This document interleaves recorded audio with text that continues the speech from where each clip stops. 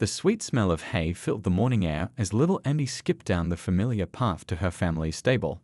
At just 6 years old, she was already known as the horse whisperer among the local farming community. While other kids her age spent their mornings watching cartoons, Emmy had a different routine altogether. "Good morning, Storm," she called out cheerfully to the magnificent black horse in the first stall. Storm wasn't just any horse, he was her best friend, her confidant, and sometimes she was sure he could understand every word she said. The gentle giant would always lower his head to her level, letting her tiny hands brush through his silky mane. Emmy's parents ran the Golden Valley Stables, home to 12 horses, but Storm held a special place in everyone's heart. He was the oldest and wisest of them all, having lived at the stable for 15 years. The stable hands often joked that Storm had practically raised Emmy, as she'd been toddling after him since she could walk. Every morning, Emmy would bring Storm his favorite treat, fresh, crispy carrots from her mom's garden. She'd carefully hold them out on her flat palm, giggling as his soft lips tickled her hand. "You're such a gentleman," she'd say, mimicking her mom's words whenever Storm took the treats extra gently. But Storm was more than just Emmy's friend. He helped with the stable's therapy program, where children with special needs would come to ride and bond with horses. His calm nature and patient demeanor made him perfect for the job. Emmy loved watching these sessions, seeing how Storm could bring smiles to faces that rarely smiled. The stable was Amy's playground, classroom, and sanctuary all rolled into one. While other kids struggled to sit still in school, she could spend hours learning about horse care from the stable hands. She knew every detail about proper grooming, feeding schedules, and even basic veterinary care, all things she'd picked up just by being curious and asking endless questions. On weekends, she'd wake up extra early to help clean Storm's stall, insisting on doing it herself even though the stable hands offered to help. "He likes it when I do it," she'd explain seriously, wielding a pitchfork almost as tall as herself. The stable hands would hide their smiles, amazed at her dedication. Emmy's mom often found her in Storm's stall, sitting on a hay bale, reading her school books out loud to him. She was convinced that Storm enjoyed stories about ancient civilizations and simple math problems just as much as she did. And maybe he did. He always seemed to pay attention, his ears perked forward, his dark eyes focused on her animated expressions as she read. What made their bond truly special was how Storm seemed to sense Amy's moods. On days when she was sad or frustrated, he'd gently nuzzle her shoulder or playfully tug at her jacket until she couldn't help but laugh. It was as if he had a sixth sense about exactly what she needed. As the sun climbed higher in the sky, casting long shadows through the stable windows, Emmy would often tell Storm her dreams and secrets. She'd share her hopes of becoming a veterinarian someday, of helping all the horses in the world, and how she planned to keep Storm forever and ever. The old horse would listen patiently, occasionally nickering softly as if in agreement. The other stable kids often asked Emmy how she got Storm to be so gentle with her. "You just have to listen with your heart," she'd say wisely, patting Storm's neck. Horses have a lot to say if you're patient enough to hear them. Coming from a 6-year-old, these words seemed almost magical, but anyone who saw Amy and Storm together knew there was something truly special about their connection. It started like any other morning at Golden Valley Stables. The roosters were crowing, and the early morning mist was just starting to lift when Tom, the head stable hand, began his daily rounds. As he approached Storm's stall, his heart dropped. The mighty horse was lying on his side, making distressed sounds that Tom had never heard before. "Something's wrong with Storm." Tom's voice echoed through the stable as he called for help. Within minutes, the stable yard burst into activity. Other stable hands rushed over, and Amy's parents immediately called Dr. Chen, the local veterinarian who had been caring for their horses for over 20 years. Little Amy was still asleep when all this happened, but she knew something was wrong the moment she woke up. Usually, her mom would smile and chat during breakfast, but today, she kept glancing at her phone and barely touched her coffee. When Amy asked about going to see Storm, her mom's eyes filled with tears.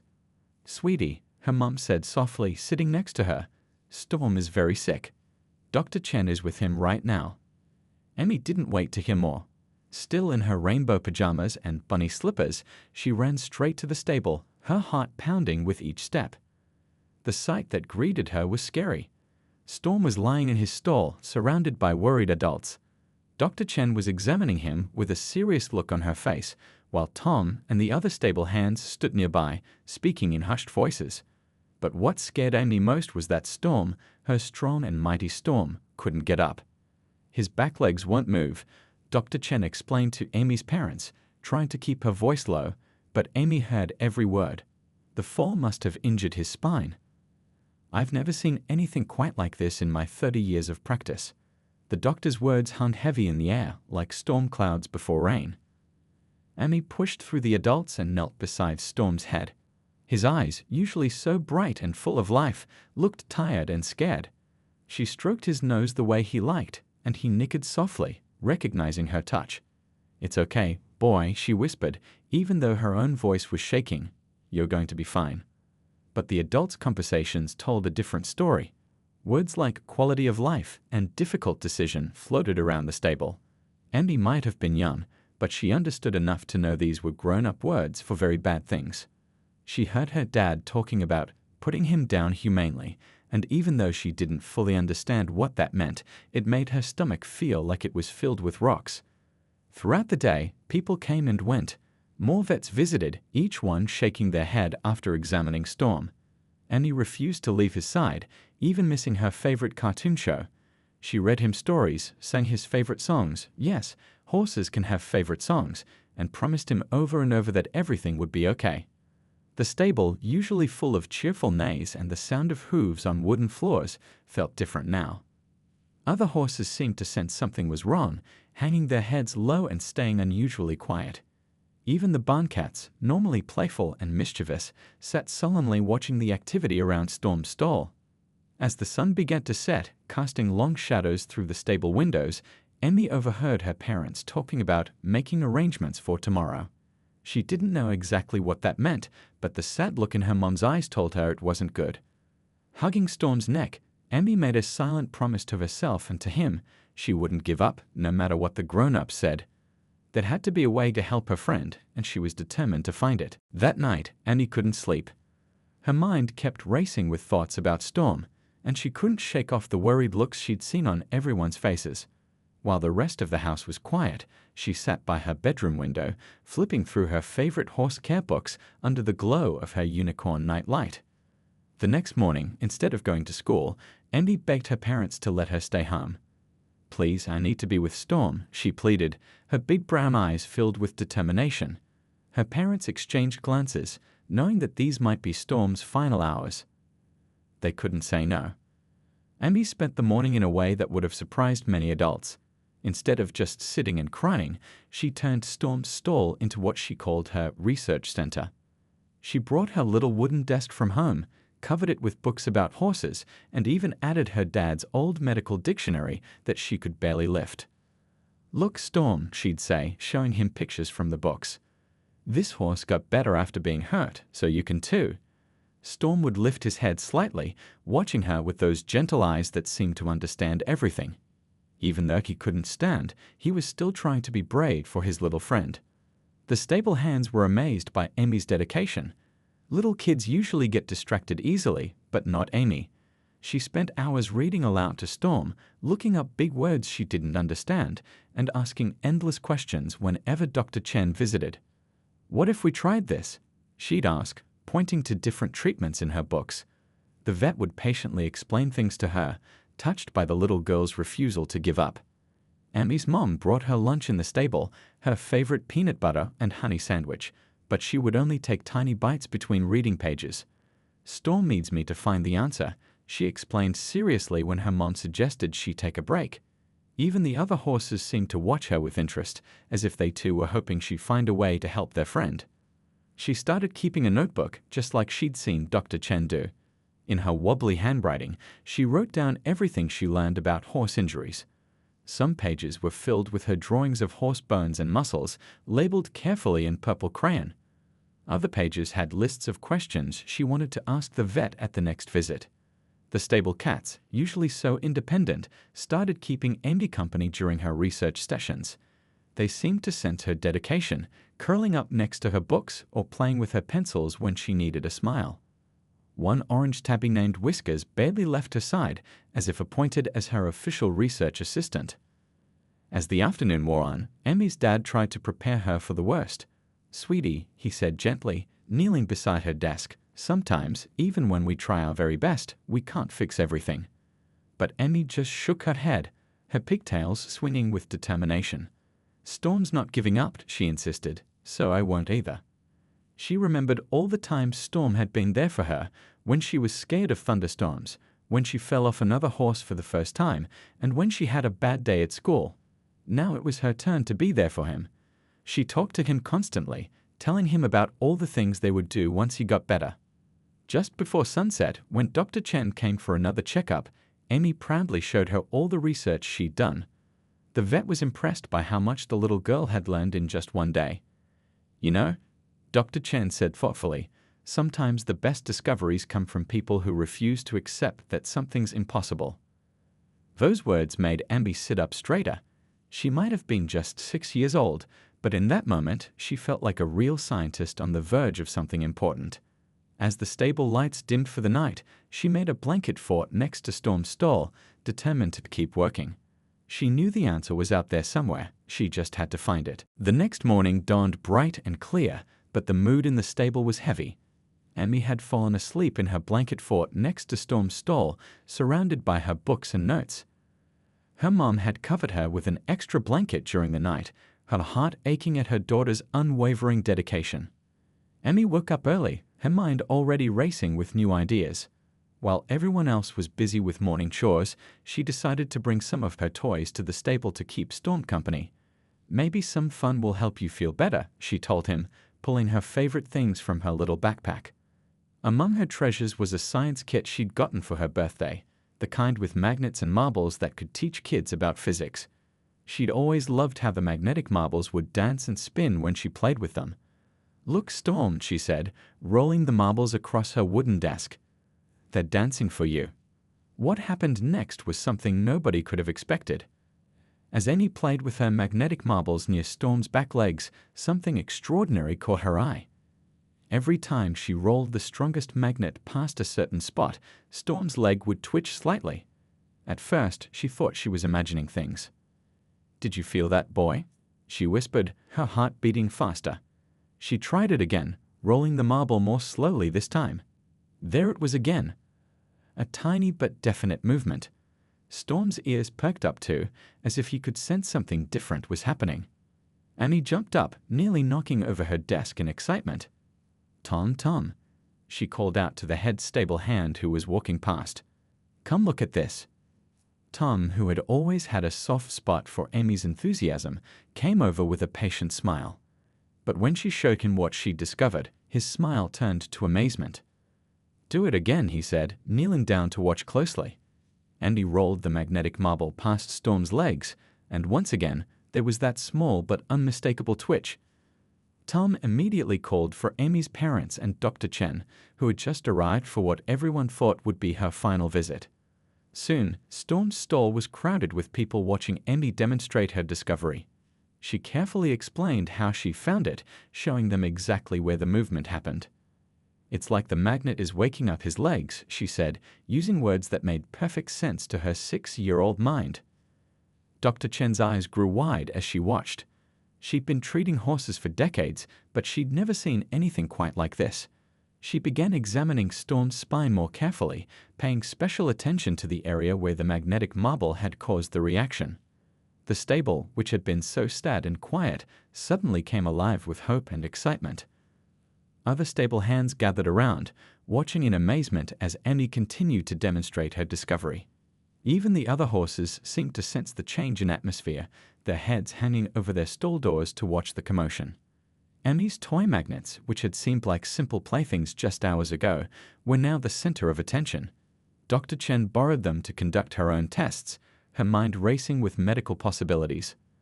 The magnetic field might be temporarily reducing the inflammation, she explained to Amy's parents. This could be incredibly significant. Through it all, Amy stayed right by Storm's side, beaming with pride, but also making sure he wasn't getting too tired or stressed. She kept stroking his nose and telling him what a good boy he was, just like she always had. The spark of hope she'd never lost had led to something amazing. As the sun climbed higher in the sky, casting warm patches of light through the stable windows, everyone realized they were witnessing something extraordinary. A little girl's refusal to give up, combined with her innocent play, had unveiled something that all the medical books and experienced vets hadn't considered. It was proof that sometimes the most amazing discoveries come from the most unexpected places, even from a child's toy box. Dr. Chen spent the entire morning examining Storm, her eyes lighting up with each new discovery. She'd called in 2 other veterinarians from nearby towns, and the stable's quiet morning routine had turned into a buzz of excited medical discussions. Emmy sat on her little stool, watching everything with wide eyes, still holding her magnetic marbles. "This is remarkable," Dr. Chen kept saying, carefully documenting every reaction as she moved different strength magnets along Storm's spine. She explained things to Emmy in simple words that made sense. "You see, sweetie, Storm's back is like a garden hose with a big kink in it. The swelling is blocking signals from his brain to his legs, just like a kink blocks water. Your magnets seem to help reduce that swelling." The other vets were amazed too. One of them, a kind-faced woman with gray hair, knelt down beside Emmy. "In all my years of treating horses," she said warmly, "I've never seen anything like this. You've given us a whole new way to think about helping injured horses." Amy's parents watched from the stable doorway, holding hands and fighting back tears of joy. Just yesterday, they'd been preparing to say goodbye to Storm. Now, thanks to their little girl's discovery, there was real hope. The stable hands who'd been so downhearted were now smiling, popping their heads in between their chores to check on the progress. The vets worked together to create a special treatment plan. They brought in more advanced magnetic therapy equipment, but funny enough, Amy's toy magnets still worked best in certain spots. "Sometimes the simplest solutions are the most effective," Dr. Chen explained, making Amy beam with pride. Throughout the day, they documented every tiny movement in Storm's legs. Each twitch was measured and recorded. Emmy helped by keeping her own notes in her purple notebook, drawing pictures of where the magnets worked best and writing down Storm's reactions in her wobbly handwriting. The vets even asked to take pictures of her notes for their records. Other horse owners started showing up at the stable as news spread. Everyone wanted to see the miracle that a 6-year-old had discovered. Emmy found herself explaining her discovery over and over, demonstrating with her magnetic marbles. "I just wanted to make Storm happy," she'd said with a shy smile, not fully understanding why everyone was making such a big fuss. The local newspaper even sent a reporter to cover the story. At first, Annie was nervous about talking to her, but the reporter was so friendly and genuinely interested in hearing every detail about how she'd made her discovery. She asked Amy to show her exactly how she'd been playing with the magnets when she first noticed Storm's leg moving. Dr. Chen spent hours on the phone with research veterinarians from big universities. Words like breakthrough and revolutionary kept coming up in their conversations. She made sure to credit Amy in every discussion, telling everyone how a child's love for her horse and refusal to give up had led to this amazing discovery. As evening approached, the excitement in the stable was still high, but everyone could see that Storm was getting tired. Annie was the first to notice his eyes starting to droop. "He needs to rest now," she announced firmly, shooing everyone away from his stall, just like she'd seen her mom do with too many visitors. The vets and observers smiled at her protective nature, respecting her wishes. Before heading home for dinner, Amy sat with Storm one last time that day. The stable was quiet again, but it was a different kind of quiet from yesterday, a peaceful quiet full of hope. She stroked Storm's nose and whispered to him, "See, I told you we'd find a way to make you better." Storm's gentle nicker seemed to say thank you. As the sun set, casting long shadows through the stable windows, Dr. Chen put her final notes together for the day. She had a long night ahead, preparing reports and treatment plans, but she couldn't help smiling as she watched Amy say goodnight to Storm. Sometimes, she thought, it takes a child's simple, pure love to show us solutions we adults might never have considered. Over the next few weeks, Golden Valley Stables became a hub of excitement and hope.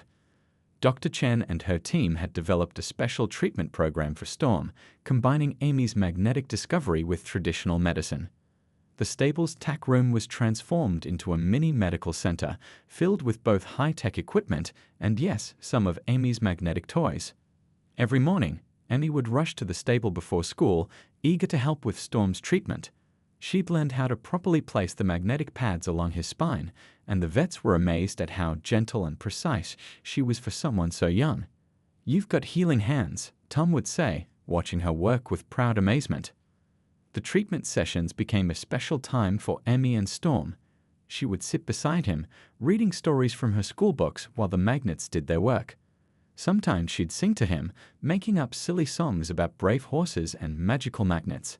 The stable hands would often pause in their work, smiling as her sweet voice echoed through the barn. Dr. Chen had created a chart to track Storm's progress, but Amy had her own way of measuring success. She kept a diary filled with drawings of every new movement she noticed, a twitch here, a stronger flutter there. Her childish artwork, filled with hearts and stars, became an important part of Storm's medical records. Other veterinarians started visiting from all over the country, wanting to learn about what they were calling the little girl's method. Emmy would proudly demonstrate her discovery, explaining things in her own simple way. "The magnets are like tiny superheroes," she'd say, fighting the bad swelling that's keeping Storm's legs from working. The stable's therapy program had been put on hold while Storm recovered, but something wonderful happened instead. People started bringing their children to watch Emmy work with Storm. Kids with their own struggles found hope in seeing how this little girl refused to give up on her friend. Emmy would let them help hold the magnets and tell them stories about Storm's progress. Physical therapy became part of Storm's daily routine. Under Dr. Chen's guidance, they would gently exercise his legs while the magnetic treatment was working. Emmy would encourage him the whole time, her voice full of confidence. "You can do it, boy."